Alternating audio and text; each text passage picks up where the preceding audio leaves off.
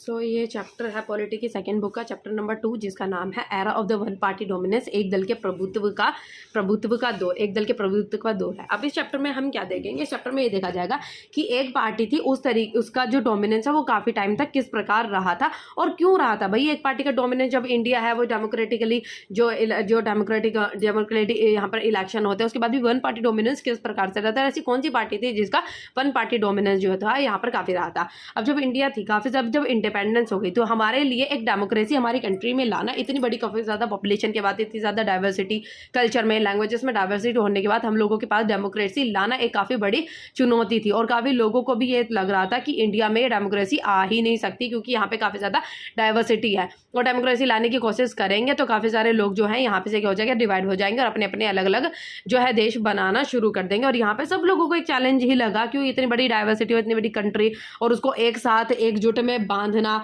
It is impossible. लेकिन यहाँ पर यह सारी चीज़ें फॉलो की गई और काफ़ी सारी चीज़ें जो इतने सारे चैलेंजेस को ओवरकम की गया, और कैसे ओवरकम जो है इस चैप्टर में बताएंगे कैसे ओवरकम किया गया और किस तरीके से चीज़ें जो है वो इंप्लीमेंट गई और डोमिनेंस का पार्टी का किस प्रकार से रहा। So other country leader decided that their country can not afford democracy. काफ़ी सारी अदर कंट्रीज के लीडर्स थे, वो ये सोच रहे थे तो इंडिया है, इतनी बड़ी डाइवर्सिटी और इतनी ज़्यादा पॉपुलेशन की कंट्री है और ये डेमोक्रेसी जो है वो अफोर्ड नहीं कर सकती। Independence India decide to make difficult path.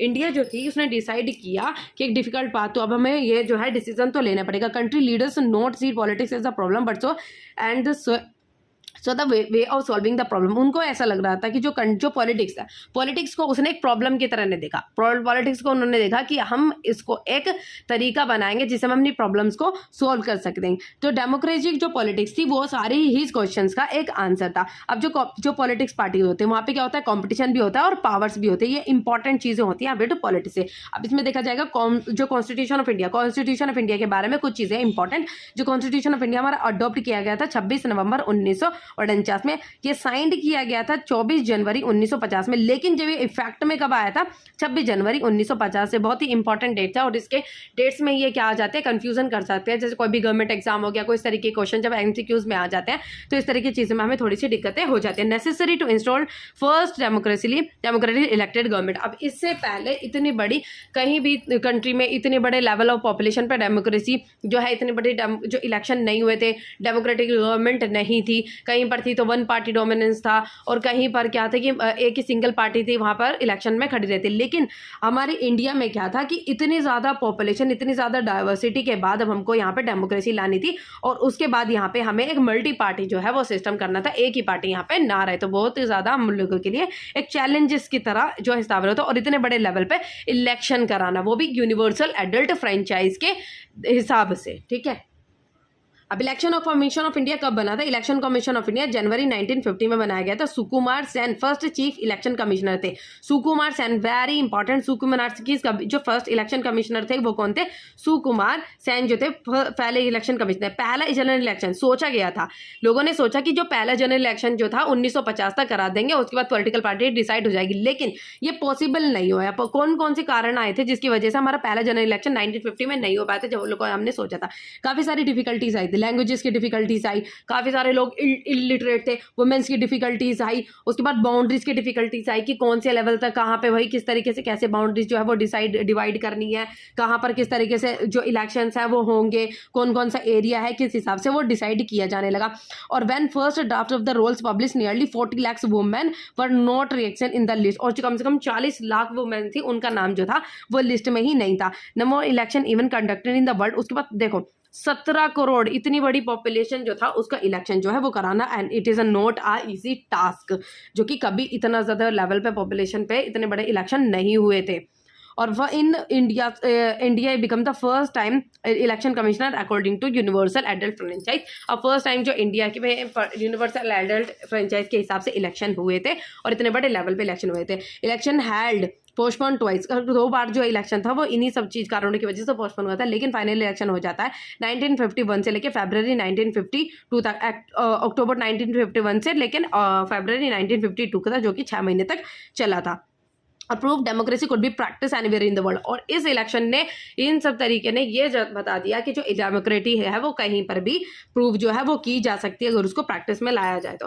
Congress dominance in the first 3 general election. अब जो पहले जो 3 जनरल इलेक्शन हुए थे उसमें कांग्रेस का डोमिनेंस हुआ था, लेकिन किस प्रकार से हुआ था और जो डोमिनेंस था वो क्या सही में एक्चुअली डोमिनेंस था, क्या लोगों को जबरदस्ती इस तरीके से चीजें कराई गई थी उनको चुने? नहीं, क्योंकि कांग्रेस से लोग पहले से ही फ्रेंडली रिलेशन में थे, क्योंकि इनके जो कांग्रेस के जो पहले से जो नेता थे वो काफी सारे जाने माने थे और उन्होंने काफी सारे जो मूवमेंट्स है उसमें इंक्लूजन जो पार्ट से था किया गया था। और उन लोगों के लिए सरप्राइज नहीं था कि जो कांग्रेस पार्टी थी इतने बड़े लेवल पर जीत जाती है लोकसभा की सीटें। लोगों के लिए सरप्राइजफुल बातें नहीं थी, क्योंकि लोगों को पता ही था कि कांग्रेस जो है उसको वोट देनी है, उसने वो मतलब क्या है कि उसको वोट देनी है, वो कांग्रेस पार्टी जीतेगी, क्योंकि ज्यादातर लोग जो थे उसमें जो थे वो फ्रेंडली थे और उनको लगता है कि नेशनल मूवमेंट्स में इन लोगों ने हाथ दिया। तो पहले जो थे उसमें 364 सीट्स मिली थी, यहाँ से 489 सीट्स में थे जो लोकसभा की इतनी सीटें जो थी जीती। और जो सेकंड कम्युनिस्ट पार्टी जो सेकंड थी वो कौन थी? कम्युनिस्ट पार्टी ऑफ इंडिया, जिसको सिर्फ 16 सीटें मिली थी।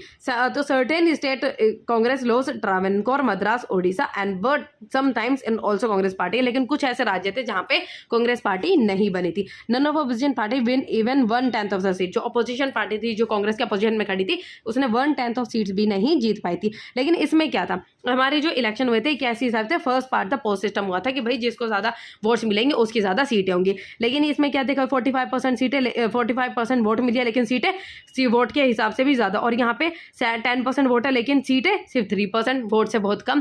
तो ये क्या था, एक फर्स्ट पार्टी सोच सिस्टम था कि भाई जिसके पास ज्यादा वोट होगी उसको ज्यादातर सीटें मिलेंगी। इस हिसाब से जो है वो सिस्टम कराया गया था। तो पार्टी गेट मोर वोट्स, इसमें यह था कि जो जिसको कहते हैं आर्टिफिशियल विक्ट्री। आर्टिफिशियल विक्ट्री कहा जाता है कि भाई जिसको ज्यादा वोट मिली है उसको परसेंटेज ऑफ सीटें भी उसके प्रोपोर्शन में ज्यादा ही मिलेंगी। Communist victory in India, communist victory in Kerala. अब सभी जगह पे कांग्रेस पार्टी हो रही थी, लेकिन जो केरला थी, केरला पे कहते हैं सीपीआई की पार्टी थी जिसको कहते हैं कम्युनिस्ट पार्टी ऑफ इंडिया। लेकिन वहां पे सीपीआई पार्टी की जो थी विन्यू है, कम्युनिस्ट पार्टी क्या होती है जो कि यूएसएसआर में चली गई। तो ये ज्यादातर चीजें कौन ऑन करता है, इसकी गवर्नमेंट ऑन करता है। भाई इसको क्या लगता है, जो सीपीआई पार्टी थी ये उन पार्टीज के अगेंस्ट थी, उसको क्या लग रहा था कि ये सब ये क्या करती है, ये कहती है कि भाई ये इन सब चीज़ों को पॉलिसी को खराब कर देंगे, ये अपने आप हिसाब से चीज़ें मेंटेन करने की कोशिश करेंगे। तो उसको जो कांग्रेस पार्टी थी वो बेकार लगती थी। मतलब ये है कि मतलब वो उस चीज़ के बिहाफ में नहीं थे। तो जो कम्युनिस्ट पार्टी थी उनकी अपनी खुद की आइडियोलॉजी थी। तो 1957 में सीपीआई जो है वो केरल में विन हो जाती है फ्रॉम 126 में लेके उसको वहाँ पे 60 सीट थी वो मिलती हैं। लेकिन जो 1951 में जो कांग्रेस जो पार्टी थी उसने क्या किया, सीपीआई को डिसमिस कर दिया और ये कहकर कि भाई जो यूएसएसआर और काफी जगह पे जहां पे भी कम्युनिस्ट का जो है वो कब्जा सा रहा है, जहां पे भी कम्युनिस्ट पार्टी आई और उसने सारी चीजों पे कंट्रोल करने की कोशिश की, ऐसे इंडिया में कंट्रोल करने की कोशिश जो है वो पूरे राज्यों पे कंट्रोल करने की कोशिश करेगी और ऐसे पूरा तत्वा जो है वो अपना फैला लेगी। इस वजह से कांग्रेस पार्टी ने जो सीपीआई पार्टी को डिसमिस कर दिया और अंडर आर्टिकल 356 के अंदर में इसको डिसमिस कर दिया गया under miss use of constitutional emergency power के तहत कि भाई ये कॉन्स्टिट्यूशन के पावर्स का गलत यूज जो है वो किया जा रहा है। नेचर ऑफ कांग्रेस डोमिनेंस, अब जो कांग्रेस डोमिनेंस है उसका नेचर किस प्रकार था, it is not only to free face one party dominance. अब ये कहा जाता है कि जो इंडिया थी वो एक ही पार्टी डोमिनेंस जो थी, कोई ऐसी कंट्री नहीं थी इंडिया के लिए जो एक वन पार्टी डोमिनेंस के सिस्टम को फेस कर रही थी। लेकिन इसमें वन पार्टी डोमिनेंस का नहीं कहा जा सकता क्योंकि काफी सारी ऐसी कंट्रीज होती है जहां पे एक ही पार्टी होती है, वही इलेक्शन में खड़ी होती है और वही जीती है। लेकिन इंडिया में काफी सारी चॉइसेस थी, उसके बाद एक ही पार्टी जो है वो जीत रही थी। लेकिन इसमें क्या था कि एक पार्टी जीत रही तो वो लोगों की चॉइसेस के अकॉर्डिंग थी, क्योंकि काफी सारे स्टार्टिंग में जो थी जो कांग्रेस पार्टी थी लावे लोगों के साथ फ्रेंडली थी और उनको वो उस पार्टी के साथ अवेयर थे उनके लीडर्स के हिसाब से, उस वजह से वो जीती जाती थी। But country like China, Cuba and Syria constitution permit only a single party to rule. India में ऐसा नहीं था कि सिर्फ एक ही पार्टी को परमिट होगा रूल करने के लिए, नहीं। जो बाकी सारी जैसे चाइना, क्यूबा, यहाँ पे भी वन पार्टी डोमिनेंस सिस्टम है, लेकिन वहाँ पे वहाँ के कॉन्स्टिट्यूशन ये परमिट करता है कि वहाँ पे सिंगल पार्टी रहेगी और सिंगल पार्टी ही रूल करेगी। लेकिन इंडिया में ऐसा नहीं कहा जाता। इंडिया में एक मल्टी पार्टी सिस्टम है, लेकिन वो लोग चूज करते हैं कि भाई इस साल भी ये पार्टी है, दूसरी साल भी, तो इसको डोमिनेंस एक्चुअली में नहीं कहा जा सकता। India is not only to face one party, मतलब इंडिया वो डोमिनेंस फेस नहीं करती, वो लोगों की चॉइसेस थी। लेकिन बाद में क्या होता है, धीरे धीरे कुछ ऐसी चीजें हो जाती है जिसकी वजह से कांग्रेस का जो था डोमिनेंस खत्म होता चला जाता है, लोग काफी अलग पार्टीज को भी सपोर्ट करने लग जाते हैं। But India there is a one party dominance but election held free and fairly election. अब डेमोक्रेटिक यहाँ पे इलेक्शन होता है जिसको हम वन पार्टी डोमिनेंस नहीं कह सकते। So what Congress won, why Congress won, Congress जो थी वो क्यों जीती थी भाई, बार बार legacy of the freedom struggle. अब जैसे वहाँ पे फ्रीडम स्ट्रगल में काफ़ी सारे लीडर्स थे जिन्होंने उसमें पार्टिसिपेट किया, उसके बाद लोग जो थे वो अवेयर थे, फ्रेंडली थे, काफ़ी सारे मूवमेंट्स में उन लोगों ने पार्ट जो है किया था, और जो लोकल लेवल थे उनके साथ भी उनके काफ़ी अच्छे फ्रेंडली रिलेशन थे। Congress as a social and ideological coalition इसको कहा जाता है। जो कांग्रेस क्या थी, जो कांग्रेस थी एक as a social and ideological coalition कहा जाता है। इसको 1885 में कांग्रेस पार्टी को बनाया गया था, पहले A O. Hume as a pressure group, इसको किसको द्वारा बनाया गया था, A O. Hume as a pressure group. अब जब से कांग्रेस पार्टी थी, कांग्रेस पार्टी को पहले एक अपर कास्ट की पार्टी जो है वो कहा जाता था। इसमें क्यों कहा जाता था भाई, क्योंकि एक पार्टी जो थी वो किन लोगों ने बनाई थी, एक वेल एजुकेटेड जो इंग्लिश बोलते थे उन लोगों ने बनाई थी। तो काफ़ी लोगों को क्या लगता है कि एलिड है, एलिट लोगों की पार्टीज है और अपर क्लास पार्टी है, लेकिन स्लोली ग्रेजुअली ये क्या होते चलेगा, जो पुअर लोग थे और जो लोअर क्लास के लोग थे उनके साथ भी फ्रेंड रिलेशन जो है बनाती चलेगी। उसके बाद काफ़ी सारे जो लोग थे वो काफ़ी लोग इनके साथ क्या है, एक फ्रेंड रिलेशन इनका होता गया। इनको लगा कि भाई अब ये पार्टी सिर्फ एक एलिट लोगों की पार्टी नहीं है, हम लोगों के बारे में भी सुनती है। इसकी वजह से काफ़ी सारे लोगों का फ्रेंड रिलेशन हो गया, उसको पार्टी काफ़ी लोग सपोर्ट करने लगे। Then Congress become rainbow like social coalition. अब जो कांग्रेस थी वो रेनबो लाइक सोशल कॉलिशन बनने लगी। क्यों बनने लगी, क्योंकि इसमें हर एक तरीके के लोग आने लगे। अब जैसे एक ही पहले क्या था, लोग रहते अपर क्लास के लोग, अब इसमें धीरे धीरे जो सोशल वैसे लोग थे, जो लोअर क्लास के, वो लोग भी इसमें इंक्लूड होते हैं कि भाई इनके इंटरेस्ट को भी इंक्लूड करते हैं।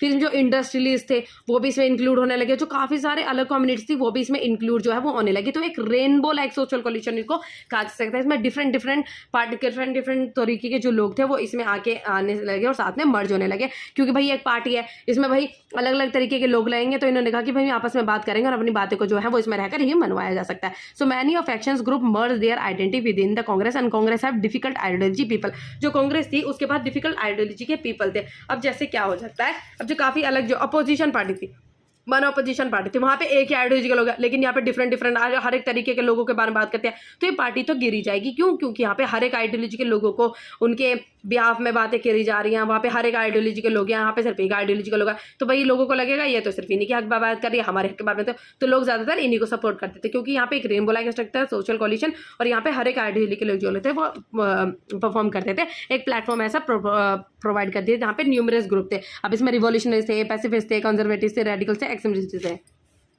Tolerance and management of fraction. अब क्या था इसमें, टॉलरेंस एंड मैनेजमेंट फ्रैक्शंस को किस तरीके से टॉलरेंस था और management. Coalition accommodate all those who join it. Coalition accommodate all, जो भी इसको ज्वाइन कर रहा था उन सब चीज़ों को एकोमोडेट जो है तो कोलिशन इसमें किया जाता है। Balance all issue, understand each other opposition and difficulties. अब इसमें क्या जा रहा था कि जितने भी लोग थे सभी के इशू को इसमें समझा जा रहा था। अपोजिशन थी वो डिफिकल्टीज में इसलिए आ रही थी, भाई ये इसको लग रहा था भाई ये सारे लोग तो इसमें ही है, अब हम कैसे जीतेंगे। Greater tolerance of internal differences. Internal Congress did both this in freedom struggle.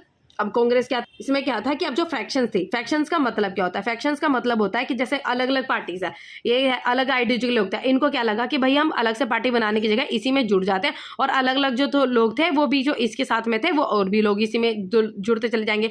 तो इन्होंने क्या सोचा कि ये फैक्शंस क्या होता है कि पार्टी में रहकर ही अपोजिशन से लड़ना, ना कि छोड़कर जाना पार्टी को। तो फैक्शंस का मतलब होता है कि पार्टी में रहकर ही लड़ना, भाई चाहते हैं उससे अगेंस्ट में लड़ना तो पार्टी में रहकर ही उसके अगेंस्ट में कुछ ना कुछ चीजें कर सकते हैं। तो इससे क्या हो गया, पावर में भी ये रहेंगे। So since there was a room within party for various factions to fight each other. तो ये एक रूम बन गया था जिसमें काफी सारे फैक्शंस के, काफी सारे ग्रुप्स के लिए एक ये फाइट करने की भी जगह बन गया था कि काफी सारे लोगों के साथ आर्ग्यूमेंट्स करके, लेकिन पार्टी को छोड़कर नहीं जाना, इसको कहते हैं factions. Congress as a both as a ruling as well as opposition party. अब जो कांग्रेस थी वो एक रूलिंग और अपोजिशन पार्टी की तरह भी काम करती है। अपोजिशन पार्टी को कैसे कर सकते हैं, क्योंकि इसमें काफी सारे फैक्शंस जो थे वो बने गए थे, डिफरेंट फैक्शंस इसमें बने गए थे, डिफरेंट आइडियोलॉजी के लोग थे जो वो एक दूसरे के साथ अंदर ही अंदर लड़ाई करते हैं। Emergence of opposition party. अब क्या हुआ कि धीरे धीरे अपोजिशन पार्टी जो थी वो एमरजेंस होने लगी। एमरजेंस इंडिया जो इंडिया है वो एक मल्टी पार्टी सिस्टम है, जो इंडिया है वो एक मल्टी पार्टी सिस्टम है, सिर्फ एक पार्टी जो है इसमें जो है रूल नहीं करती, काफी सारी पार्टीज को इसमें चांसेस मिलते हैं जो कि इसमें अपने रोल को प्ले कर सकते हैं। अब इसमें रोल क्या, इमरजेंसी क्या था, criticism policies of Congress party, ruling party under check and keeping. अब इसमें जो अपोजिशन पार्टी थी इनके रोल क्या होता है, अपोजिशन पार्टी का रोल क्या होता है। अपोजिशन पार्टी एक अच्छा रोल प्ले करती है। अपोजिशन पार्टी को अब हम बेकार तो कहते हैं, लेकिन क्या होता है अपोजिशन पार्टी एक रोल अच्छा प्ले करती है। क्यों, क्योंकि जो रूलिंग पार्टी के द्वारा, जैसे कांग्रेस पार्टी के द्वारा या फिर रूलिंग पार्टी के द्वारा कोई भी पॉलिसीज बनाई जाती है तो उसको अपोजिशन पार्टी कुछ ना कुछ उसमें कमियां निकालने की कोशिश करेगी कि भाई ये कमी है वो करिए, तो इनकी पॉलिसीज को क्रिटिसाइज करेगी, जो कुछ गलत होगा उसको बताने की कोशिश करेगी। रूलिंग पार्टी अंडर चेक, जो रूलिंग पार्टी को हमेशा चेक करने की कोशिश करेगी कि ये कहीं ना कहीं गलत हो ना जाए। कीपिंग डेमोक्रेट, और जिससे क्या होता है कि उन सब चीज़ों से बचने के लिए जो रूलिंग पार्टी है वो अपना हमेशा बेस्ट देने की कोशिश करती है ताकि उसको नीचे झुकना ना पड़े या फिर वो गिर ना जाए।